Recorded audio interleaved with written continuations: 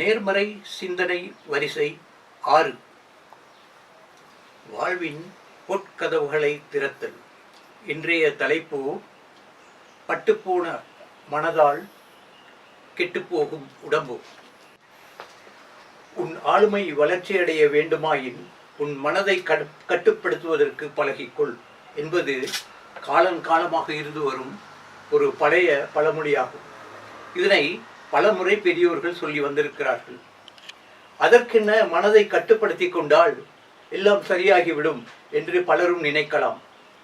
ஆனால் மனதை கட்டுப்படுத்துவது அப்படியொன்றும் சாமானியமான விடயம் அல்ல என்பது அதனை கட்டுப்படுத்தி பார்ப்பவர்களுக்கே தெரியும். முதலில் நம் மனதை கட்டுப்படுத்த வேண்டும் என்ற பிரங்கை நமக்குள் எழ வேண்டும்.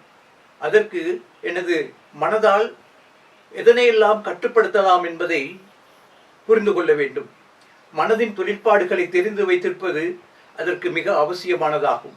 நமது மனது பல்வேறு விதங்களில் செயற்படுகின்றது.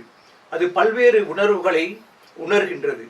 கோபம், பயம், அதிர்ச்சி, சந்தோஷம், பழிவாங்கும் உணர்வு, சுய விமர்சனம், போட்டி, பொறாமை, பேராசை, வெட்கம், அவமானம், காதல், காமம், சோகம், ஆச்சரியம், பிரமிப்பு, வேகம், தாமதம், இகழ்ச்சி, வஞ்சனை, பொய், மெய், குற்றம், ஏமாற்று இப்படி எல்லாமே மனதின் வாயிலாகவே உணரப்படுகின்றன.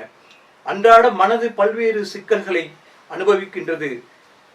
குடும்ப பிரச்சனைகள், வேலை செய்யும் இடத்தில் பிரச்சனைகள், பணத்தை வேலையை இழத்தல், கணவன் மனைவியிடையே பிரச்சனை, விவாகரத்து, வீட்டில் மரணம் ஒன்று ஏற்படுதல், விபத்துக்கள், இப்படி பல பிரச்சனைகளை மனது அனுபவிக்கின்றது. வேறும் சில உணர்வுகளை மனது தானே தேடி பெறுகின்றது. எப்போது தன்னை தானே அது திருப்திப்படுத்த முனைகின்றது. அடிதடி, சண்டை, வீரச்செயல் நிறைந்த நூல்கள், திரைப்படங்கள், தொலைக்காட்சி நாடகங்களை ரசிப்பதில் திருப்தி பெறுகின்றது. மேற்படி உணர்வுகளை மனது அனுபவிக்கும் போது உடம்பிலும் பல்வேறு ரசாயன மாற்றங்கள் ஏற்படுகின்றன. ஒவ்வொரு வித்தியாசமான உணர்வின் போதும் வித்தியாசமான சுரப்பிகள் சுரக்கின்றன.